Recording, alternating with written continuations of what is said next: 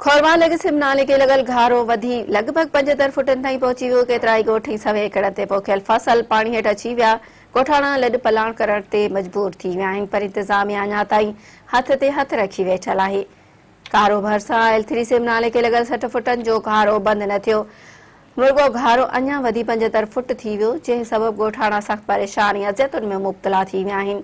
गहरे सबबि केतिराई ॻोठ रमज़ान दल ॻोठ जुम्मो नाॾे, ॻोठ हनीफ़ जत, ॻोठ मुरीद नाॾे ऐं ॻोठ सिद्दीक़ नाॾे पाणी हेठि अची वियो आहे। आबादकारनि पारां कर्ज़ खणी पोखियल फसल बि ॿुॾी विया आहिनि, जंहिं सबबि ॻोठाणनि जा ॿई हथ मथे ते अची विया आहिनि।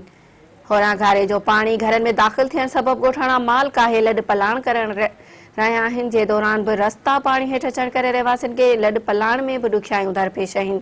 इंतज़ामिया तरफ़ां अञा ताईं गहरो ई बंदि नाहे कयो वियो, न वरी उते रेस्क्यू ऑपरेशन शुरू कयो वियो आहे, जंहिं सबबि ॻोठाणा वरी तकलीफ़ुनि खे मुंहुं ॾियण ते मजबूर आहिनि।